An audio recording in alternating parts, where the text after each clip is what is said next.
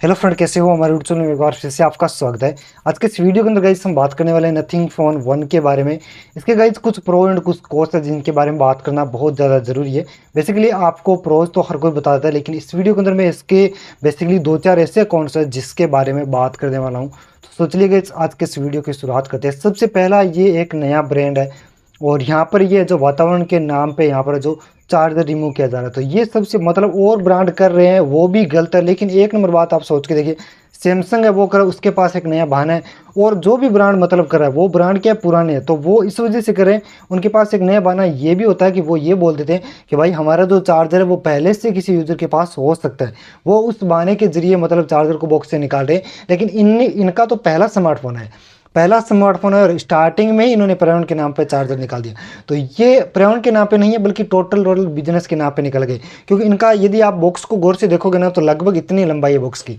यदि इस बॉक्स की इतनी लंबाई, इसको थोड़ा सा ऊपर की ओर जो इससे लंबाई है इसको फोल्ड कर दिया जाए ना, तो इसके अंदर आसानी से चार्जर समाया जा सकता है, आसानी से इसके अंदर चार्जर आ जाता है। लेकिन इन्होंने क्या किया, चार्जर निकाल दिया। सबसे पहला इनका डिसअपॉइंट यही निकला।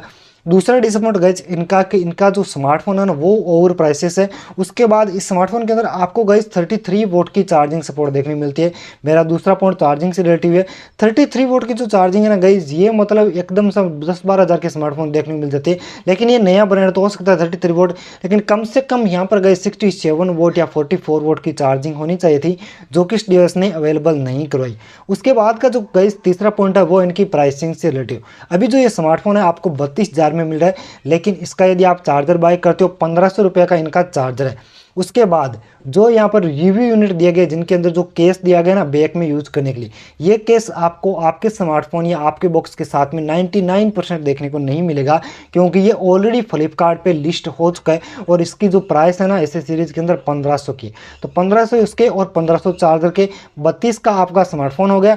3000 ये और मिला दीजिए, ये जो स्मार्टफोन आपको 35,000 का मिल रहा है। और 35,000 के अंदर कम से कम नया ब्रांड था, तो कम से कम नया एक प्रोसेसर यूज करना चाहिए, जैसे कि 8 Gen 1 हो गया। इस प्राइस के अंदर ये लेकर आते तो बहुत ही अच्छी बात होती। लेकिन यहाँ पर आपको जो प्रोसेसर देखने को मिलता है वो स्नैपड्रैगन 778G प्लस देखने को मिलता है। ये प्रोसेसर अच्छा है, नो डाउट है, लेकिन 35,000 के डिवाइस के लिए ये कैपेबल नहीं। ये जो प्रोसेसर आपको 25 से लेकर 30 के डिवाइसेस के अंदर आसानी से देखने को मिल जाता है। जैसा कि मैं साइड में एक कंपेयर दिखा रहा हूँ, मोटो एज 30 एंड गाइज ये जो नथिंग फोन 1 है दोनों का, तो मोटो एज 30 जो गाइज है ना वो इससे काफ़ी गुना आगे निकल जाता है, क्योंकि इसकी उसकी प्राइसिंग डाउन है, चार्जर आपको अच्छा देखने को मिलता है, और सेल्फी कैमरा उसके अंदर अच्छा देखने को मिलता है। इसके अंदर आपको 16 मेगापिक्सल की सेल्फी देखने को मिलती है, लेकिन ये उसके मुकाबले के होने वाले, क्योंकि ये सोनी का सेंसर है। बैक साइड में आपको 2 कैमरा देखने को मिलते हैं 50-50 मेगापिक्सल के। ये एक अच्छा ट्रेंड लेकर भी आया। जी हाँ गाइज, ये एक अच्छा ट्रेंड लेकर के आए कि 50-50 मेगापिक्सल से 2 दिए, मैक्रो आपको अल्ट्रा वाइड एंगल के अंदर ही दे दिया गया। अलग से मैक्रो देकर इन्होंने ये नहीं दिखाने की कोशिश की हमने 3 कैमरा दे। बेसिकली 2 इंपोर्टेंट लेंस होते हैं, ultra wide angle and main lens, दोनों लेंस आपको इसके अंदर अवेलेबल कराए। तो ये एक नया ट्रेंड है। दूसरा इसका नया ट्रेंड, अभी मैं इसके प्रोज के अंदर आ चुका हूँ।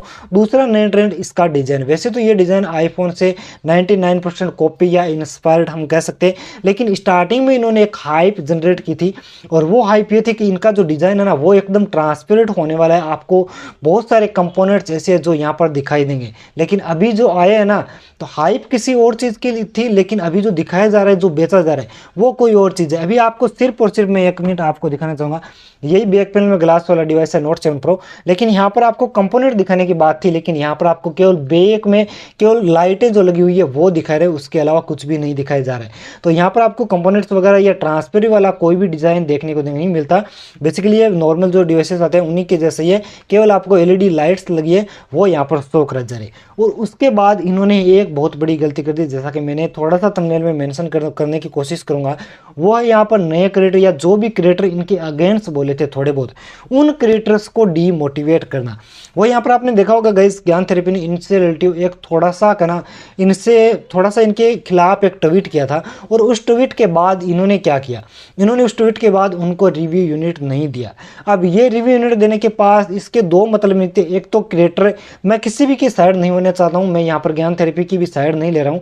इनको ये डिफेम करेंगे तो इनका एक तो लॉजिक ये कि इनको रिव्यू यूनिट नहीं मिला।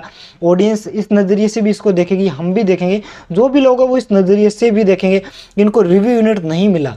इसलिए ये क्या कर रहे हैं, यहाँ पर जो कंपनी को मतलब बदनाम कर रहे हैं या डिफेम कर रहे हैं। लेकिन इसका एक दूसरा साइन भी ये है कि मतलब उन्होंने थोड़ा सा नेगेटिव बात करने की कोशिश की, तो ब्रांड अपने बारे में नेगेटिव एडवर्टीजमेंट नहीं करवाना चाहता। वो हो सकता है ब्रांड को इतना डर हो कि हमारे डिवाइस के अंदर कोई कमी है, हो सकता है ज्ञान थेरेपी या कोई भी चैनल हो सकता है इंडिपेंडेंट लेवल पे इसको बता दे, तो हमारी जो इमेज है ना, जो मार्केट में हमने जो हाइप क्रिएट करी है, उस हाइप को ना ये बिल्कुल से ख़त्म कर सकता है। इस डर के जरिए से इसका दूसरा पॉइंट ये, एक ब्रांड को ये डर है कि हमारा जो मतलब डिवाइस है या जो प्रोडक्ट है उसकी क्वालिटी इतनी अच्छी शायद नहीं है, या कोई क्रिएटर ने शायद इसको डिफेम कर दिया, तो हमारे ऊपर उल्टा ये आ जाएगा। और जो हमने हाइप क्रिएट किया, जो एडवर्टीजमेंट पे फूंका है, जो भी हमने क्रिएटर्स को दिया है, वो सारा कुछ हमारा वेस्ट चला जाएगा। तो इस वजह से भी ब्रांड ने इनको नहीं दिए। और इन्होंने तो आज एक अलग ही मतलब इंस्टा पे स्टोरी लगा रहे थे ज्ञान थेरेपी में जो पहले झुनझुन वाला डिवाइस आता था उससे कंपेयर किया गया नथिंग फोन 1 को। तो ये चीज़ें नहीं होनी चाहिए। बेसिकली ये रिव्यू यूनिट नहीं मिला, इस वजह से भी हो रही है। और इस वजह से भी होगी, इसका यूजर्स को फ़ायदा भी होने वाला है। यूजर्स को ये फ़ायदा होने वाला गाइज, क्योंकि यूनिट कुछ क्रिएटर को नहीं मिलेगा, जितने भी बेसिकली ये होना भी चाहिए।